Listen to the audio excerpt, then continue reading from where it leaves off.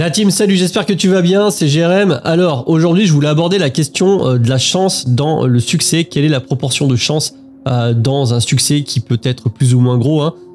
Je vais vraiment te parler de ma vision des choses, de mon expérience personnelle, de comment tout simplement je vois le truc, et pas par rapport à des études que j'aurais pu mener ou des articles statistiques, etc. Absolument pas. C'est pour ça que, par exemple, ça m'intéresse que tu me donnes ton point de vue en commentaire, parce que j'estime que je suis pas Dieu, à moins que je le sache pas.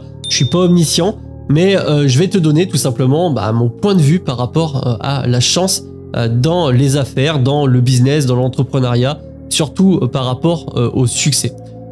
Tu peux t'abonner si tu aimes bien ce genre de vidéo, ça fait plaisir, ça soutient la chaîne. Donc, premièrement, on va parler par exemple de la partie immobilier en ce qui me concerne.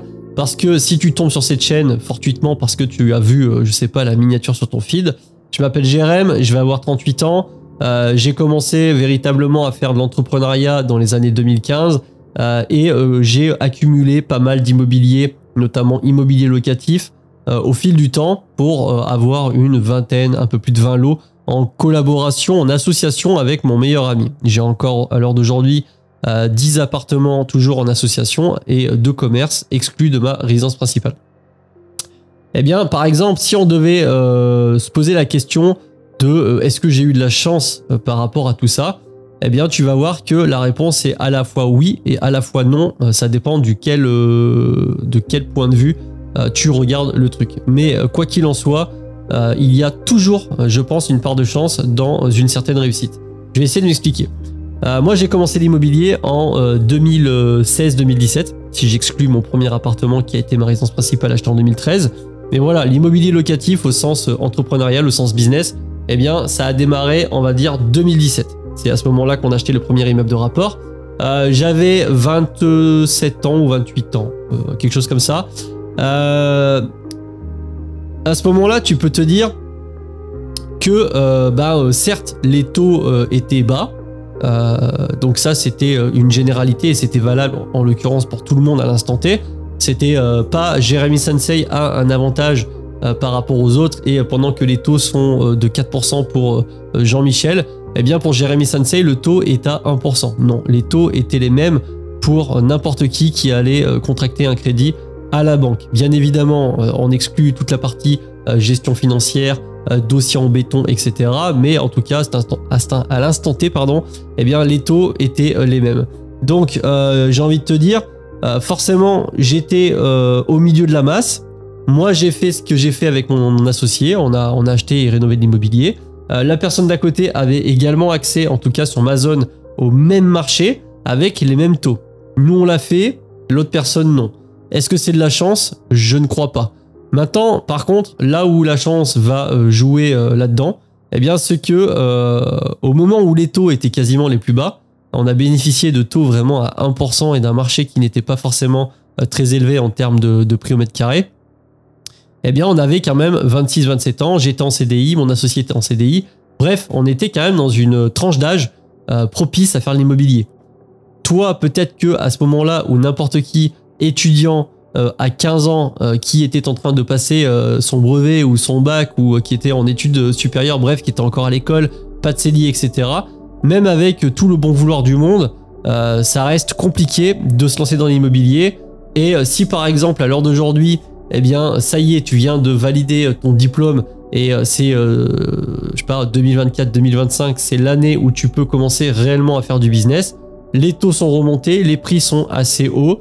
Et forcément, tu vas pas pouvoir faire, en tout cas, tu vas pas pouvoir aller aussi vite peut-être que ce que je suis allé à l'instant où moi j'avais les banques qui clairement te donnaient de l'argent parce que c'était comme ça. On a eu vraiment une époque où l'argent était gratuit, les banques finançaient sans problème.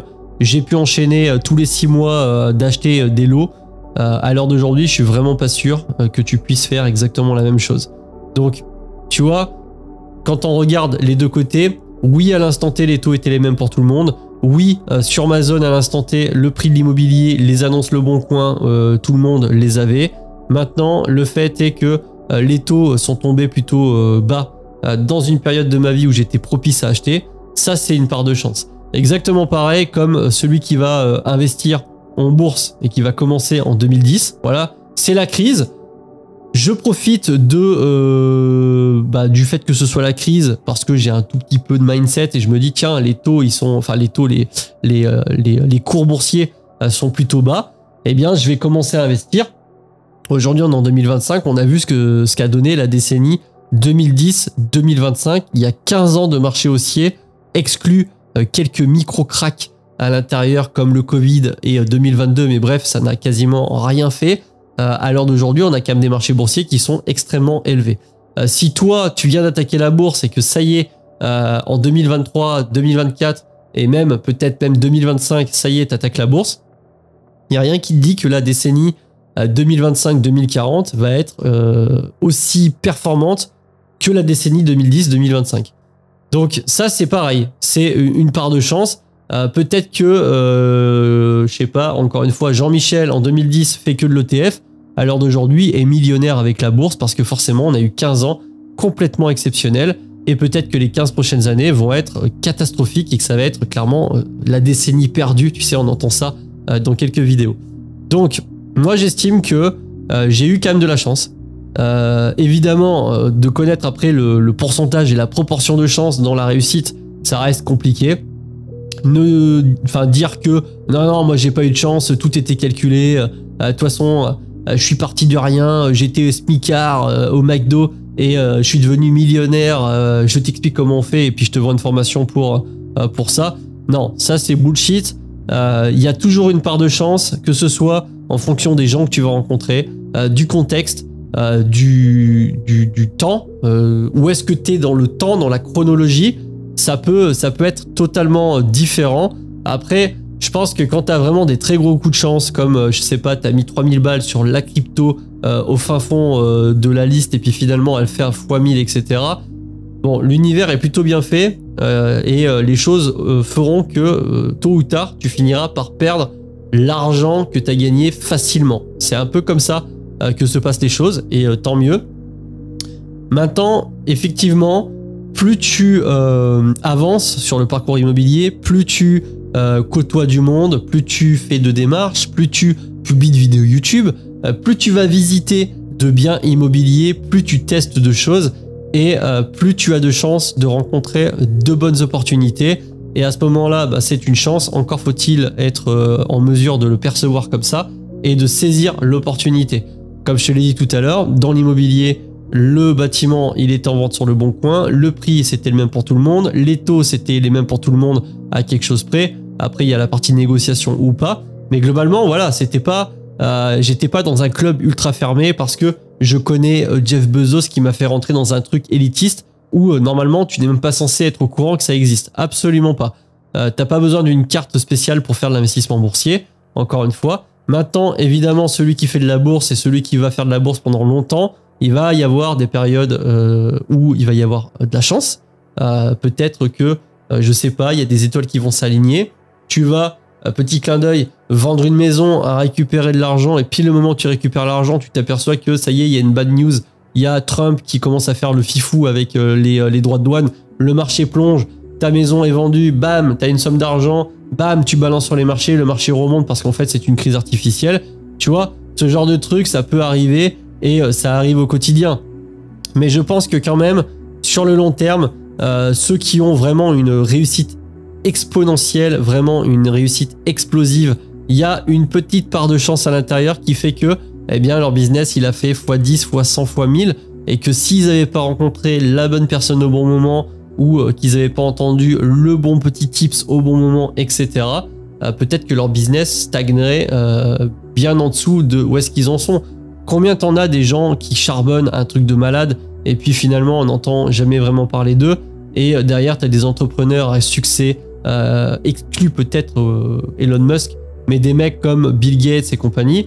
Combien d'entrepreneurs qui ont réussi à créer une $1 billion compagnie, donc pour ceux qui comprennent pas trop, c'est une société valorisée à $1 milliard et qui finalement essaie de répliquer le succès et n'y arrive pas malgré que quand t'as un certain succès t'as quand même un avantage sur quelqu'un qui ne l'a pas, exactement au même titre que si demain tu as Inoxtag qui fait une chaîne YouTube secondaire ou même tertiaire, il aura beaucoup plus d'abonnés que si toi tu démarres ta chaîne YouTube voilà, le succès amène quand même le succès, et malgré tout, eh bien, tu as pas mal de fondeurs de billion-dollar compagnies qui ont essayé de répliquer le succès une deuxième fois dans une autre branche et qui n'y sont pas arrivés.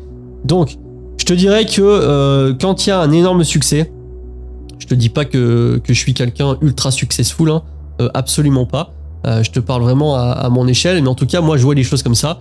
Quelqu'un qui a vraiment un énorme succès, à un moment donné, il a eu une certaine chance. Et peut-être que s'il était né 5 ans plus tôt ou 5 ans plus tard, ou même des fois 1 an plus tôt ou 1 an plus tard, et que les choses tombent pas pile poil dans le bon timing, peut-être que ça aurait eu une dimension complètement différente, que ce soit à la hausse ou à la baisse. Donc moi, c'est comme ça que je vois le truc. Maintenant, je suis pas en train de me dire « Ah là là, j'ai pas de chance, etc. » La preuve en est, si j'étais en train de me dire ça, la chaîne YouTube, ça va faire 3 ans que je l'ai. Donc déjà, si t'es pas abonné, tu peux t'abonner encore une fois si ça te fait plaisir. Mais malgré la publication de, je crois que je suis à plus de 250 vidéos format long, il y a que 11 000 abonnés sur la chaîne. Je suis pas ego, etc. Où évidemment, il y a aussi un talent incroyable sur le storytelling et le montage, qui est un petit peu hors catégorie. Mais voilà, je suis pas une chaîne qui, ça y est, je me lance dans l'investissement et c'est le truc à la mode 3 mois après, tout le monde en parle. On se tape un confinement, il y a tout le monde sur les écrans, parce que ça aussi, ça a été une chance pour les youtubeurs. Ceux qui se sont lancés, qui avaient une chaîne un petit peu lancée depuis 1 ou 2 ans, tu tapes le confinement, t'as absolument tout le monde à la maison qui est sur YouTube du matin au soir, parce que de toute façon, il n'y a rien à faire à part des jeux de société, des jeux vidéo, de la lecture et de la télé. Et bien forcément, tu multiplies par, je pense, au moins 10 le nombre de viewers instantanés sur la plateforme. Eh bien, tu as des chaînes, et tu pourras vérifier sur des sites comme Social Blade, tu as des chaînes qui faisaient 200 abonnés par mois, 300 abonnés par mois. Le Covid tombe, mars, 7000 abonnés dans le mois suivant, 25 000 le mois d'après, 25 000 encore le mois d'après. Bon, évidemment que là, il y a un côté chance. Donc, moi, ma vision de tout ça, bah, c'est que la chance, c'est pas bullshit, ça existe vraiment. Il y en a qui n'ont pas de chance, à contrario, et qui arrivent aussi à s'en sortir. Mais je pense que derrière tout succès phénoménal, il y a eu un moment, peut-être le 1% de chance qui t'a propulsé dans une dimension dans laquelle tu n'aurais peut-être pas pu accéder si tu n'avais pas rencontré la bonne personne, si tu n'avais pas eu la bonne info, ou si peut-être tu n'étais pas tout simplement dans le bon timing au niveau chronologique, tu vois. Mais ça n'exclut pas que GG à ceux qui y arrivent, parce que la chance, ça fait partie intégrante du process. Il y en a qui en ont plus, il y en a qui en ont moins. Mais par contre, je suis sûr d'une chose, même si t'as pas trop de chance, c'est-à-dire que voilà, t'es le gars pas mal chanceux, mais le gars qui a pas spécialement de chance, eh bien avec du travail, tu peux quand même arriver à de bons résultats. En tout cas, c'est comme ça que je vois la chose. Donc encore une fois, n'hésite pas à me dire en commentaire ce que t'en penses, à partager. Moi j'aime bien et je lis tous les commentaires. T'as également le Discord communautaire, tu peux nous rejoindre. T'as plusieurs liens en description si t'as envie d'ouvrir un compte bourse. Ça soutient la chaîne, ils sont affiliés, je suis rétro-commissionné, je suis transparent, mais au moins comme ça, t'es au courant. Si t'as une question, je suis dispo également sur Discord. Et il y a le Instagram, je publie pas trop, mais voilà, si t'as envie de venir jeter un œil, tu peux. C'était Jérém, je te retrouve très vite, à la prochaine, salut.